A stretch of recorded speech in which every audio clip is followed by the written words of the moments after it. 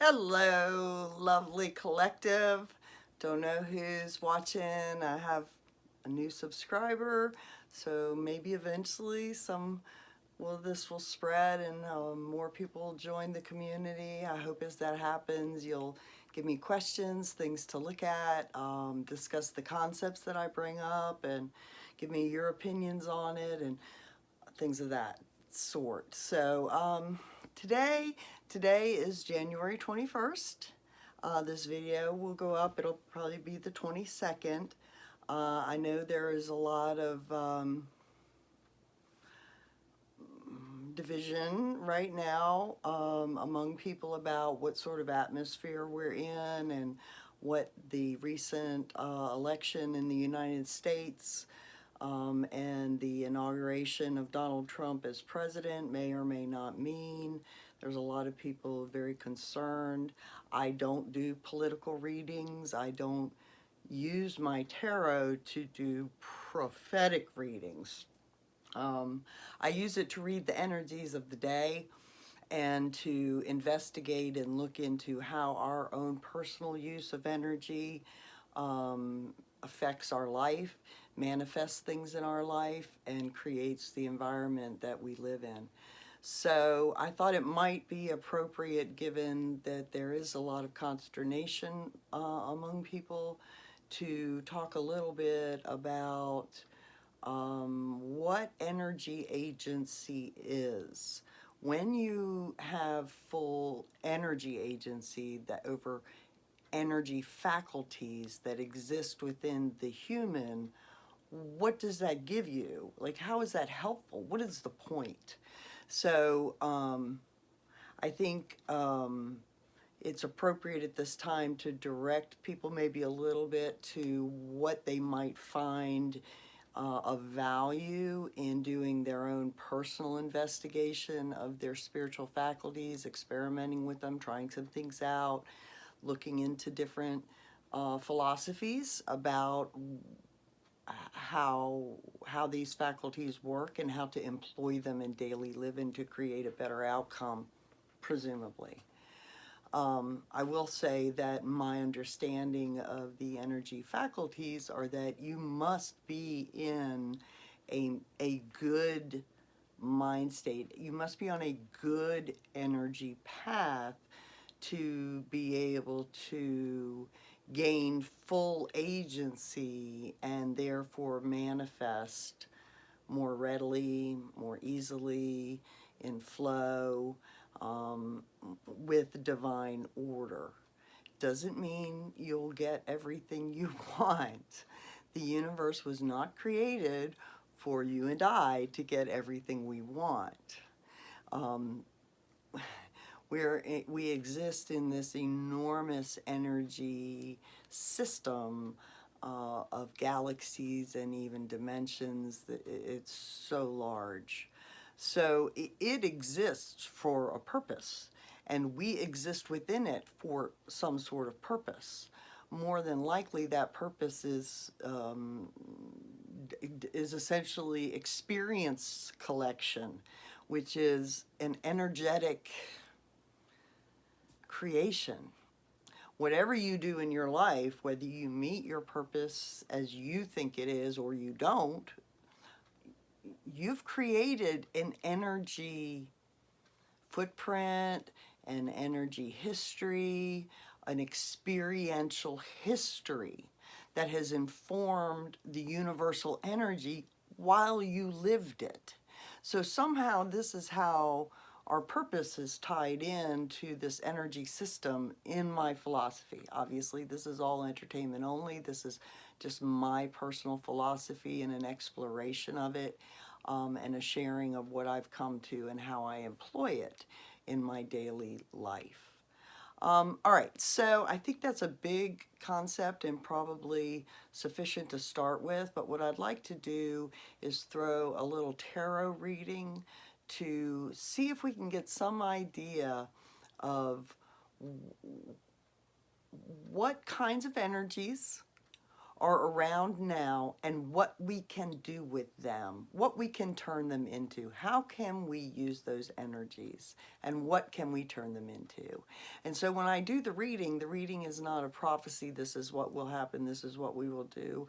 It simply gives us something to hone in on, to talk about energies and how we could use it in a way that might be especially fruitful now, potentially, because it's coming up through intuition. It's coming up through my particular connection to spirit to come out in the cards to discuss. All right, so hold on a second and I'll bring you down to where the coffee mug be, and we'll throw us some cards. I think I might do I think I might still use the Lestrange, just because kind of feels like maybe we've gone through the looking glass a little bit, and it might be fun to see what the French cards have to say. All right, hold on, bring you down. Okay, so, oops, we'll use L'étrange Nuit. I've already been shuffling for a little bit, but I'll shuffle some more here, and then we'll sort of mix them up and pull a reading on the current energies that humanity is experiencing and what we as individuals can do with that energy if we employ our own energy faculties. For instance, an energy faculty is the ability to shift the feeling inside of yourself and the energy you create at will. That's a faculty. So you can feel a feeling because you get triggered or you're responding. It's kind of autonomic. But when you shift that feeling yourself personally, that is a skill that you have control over and can be used to great effect, dealing with energy and in manifestation. Because whatever energy you're spending your mind, your heart, your being on through feelings and through dreams and through inspiration and imagination and creativity, that energy that you're keeping your mind focused on and your heart and spirit focused on is going to be what you create around you in one way or another. You will find that resonance in the outer world. You will create it, you will find it, you will go to it, it will come to you. And that is really the most important power that we have. A lot of what's happened recently is people get out of themselves because they're caught up in the events of the day and they stop creating the energy. They start focusing on what they don't want and then they start bringing it in. So it's really critical to learn when your agency is working and when you're creating, and to have some conscious control of that. All right, here we go. Let's see what the cards have to say about the current energies. Well, they threw one right out for us.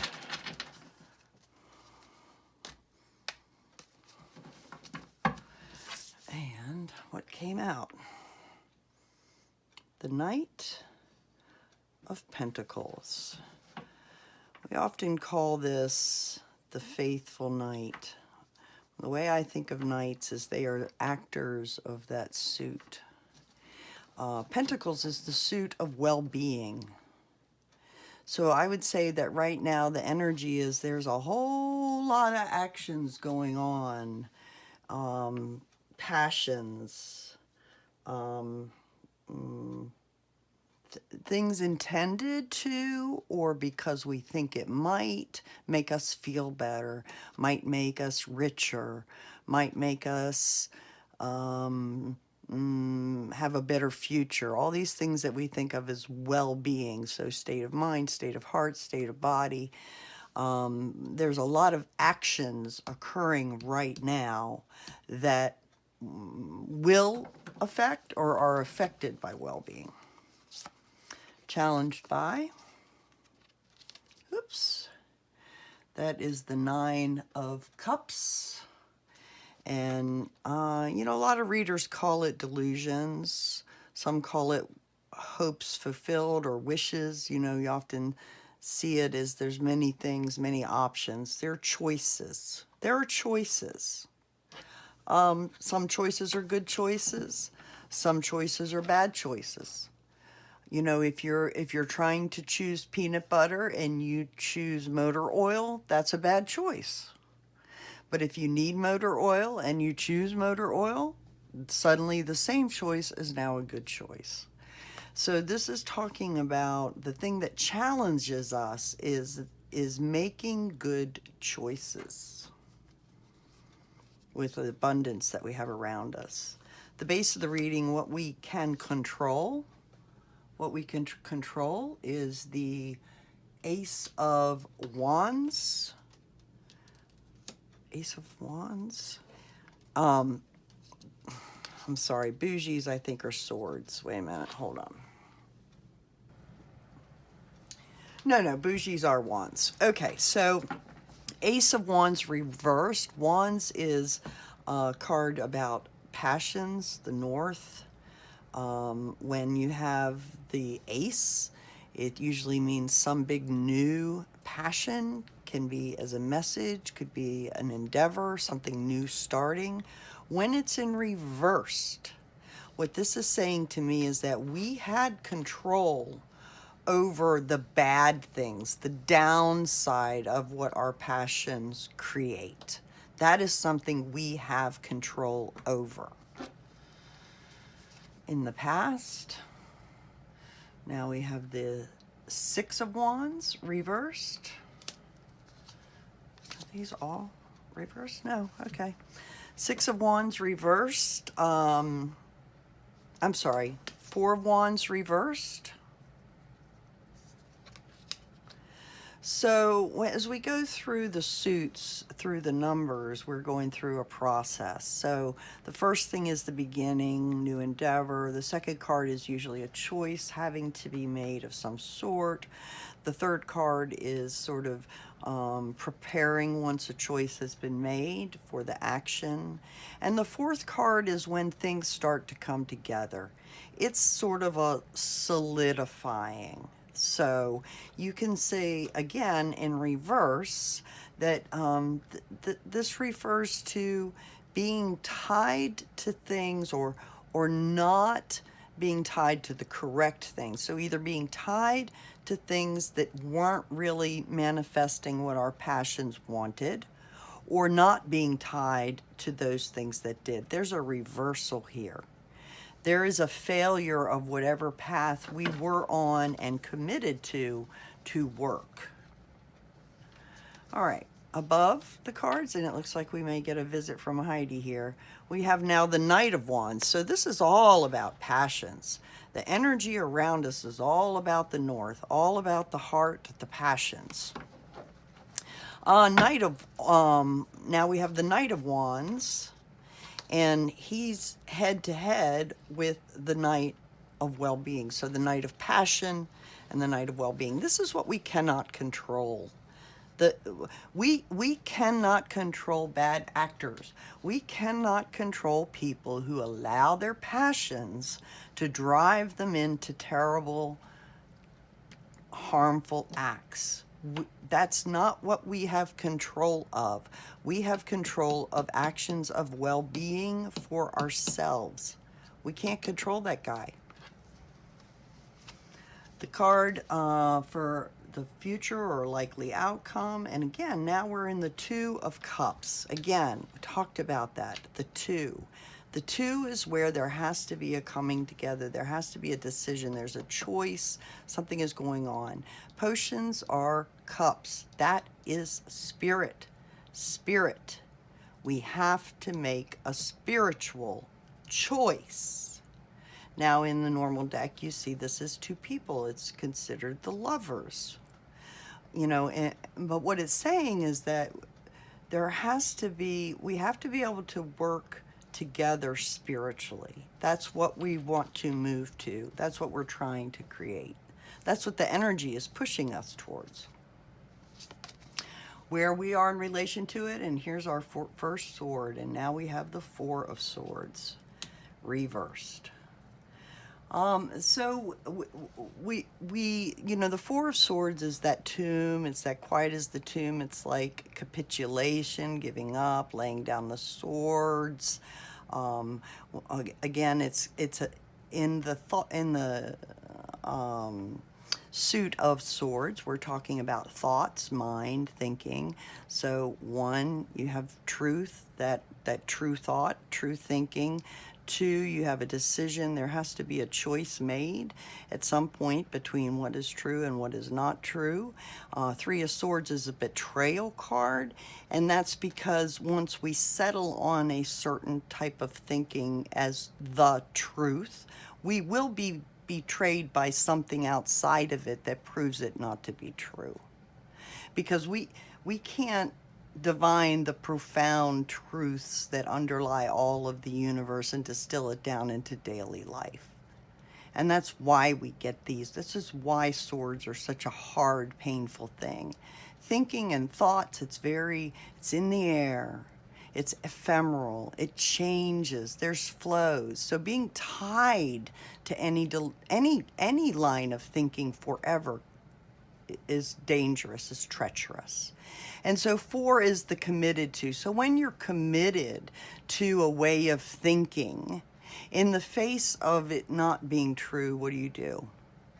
So you're either going to shut down, right? Or you're going to have to go within and do some changes, maybe come out and change your thinking. So the Four of Swords is about that marrying, sort of committing oneself to a thinking about a singular truth when in a world of diverse truths. So it's typically not thought to be a very good card. And in the position here of how we see ourselves, we may be seeing ourselves as wanting to break out of that self-created tomb, wanting to upend all of our old thinking and upend all of our commitments that we made under that thinking, whether that was to, the rule of law, our government, whatever. It's all up in the air now in our thinking. It's very disturbing. The environment in which we sit, again, spirits, we have the Ten of Cups. The Ten of Cups is that achievement. That is the hopes fulfilled, really, the wishes fulfilled, the all of spirit, the fulfillment of all of the potential cups of spirit. And so what that's telling me is we sit in the energy, we have all that we need in this energy. We can work with the spiritual energy through our agency. It's all here. It's all up there. Just pick the right one. Hopes and fears. And again, spirit. It's all about spirit and spirit energy, is it not? Five of Potions. The Five of Cups. We are really afraid that, in this midpoint, after we've committed to a spiritual path and we come across the first pebble and fall over, we want to give up. It's too hard. But we're only at the 5. There's, this is where we actually are. This is where we are afraid that we are. But this is where we actually are. So hold on to that. And the final outcome for the energy, 7 of Pentacles, 7 of Cadeau. All right, and this is like the gifts that are they're waiting. They've been wrapped. All the wrapping has been done. They are sitting there under the tree, all wrapped up. We haven't put away all the tools yet. We aren't ready to open them yet. So, it's a card of waiting for the fruit to ripen on the vine, in a sense. And I think that's a very appropriate description of what we can do in the energy when we're in an energy that we really have trouble with. Remember, we have access to everything. And all of this will be revealed in time as a gift depending on what we put in those packages now. How do we tend that inner well-being now? So I would say take care of yourselves. Bottom of the deck, we have the Two of Swords. There we go. There's our question. What are we going to do? Two of Swords. Decision to be made. How do we fix it? What do we do to fix it? We're going to have to stitch it all back together at some point, in a sense. So, but I think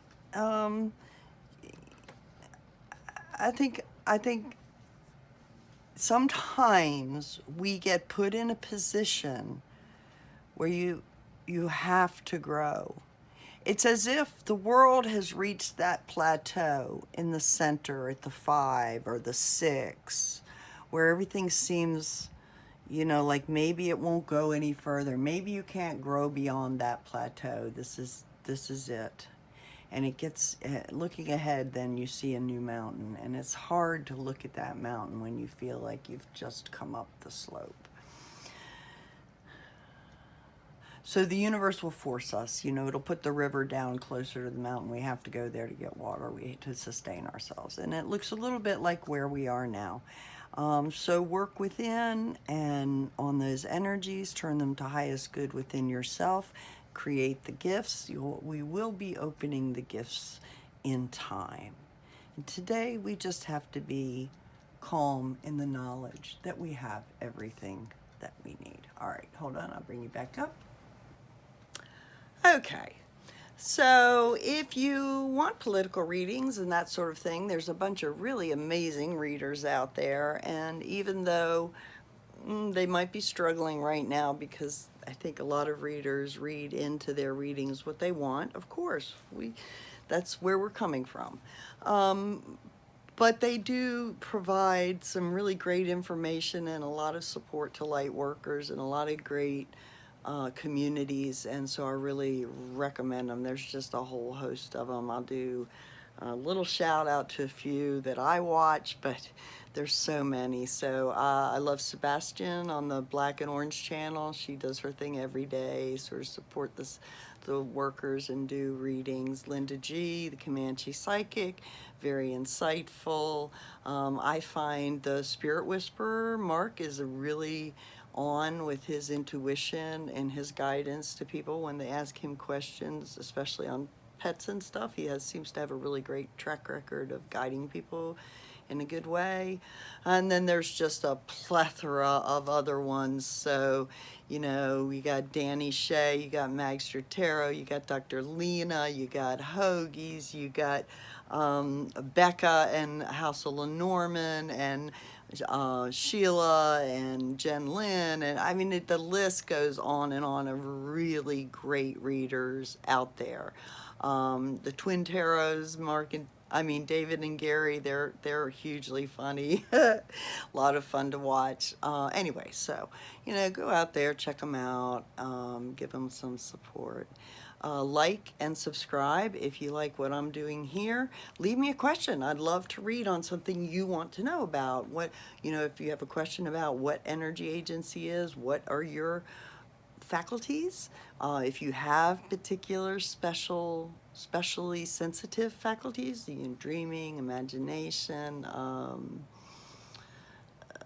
intuition, you know, or even some of the more out there things like remote viewing and out of body travel and or psychic projection or other things like that. Leave a question and we'll talk about it. We'll have a look at it. So, all right, love you guys. Have a great week. Hang in there. It'll be all right. Day at a time.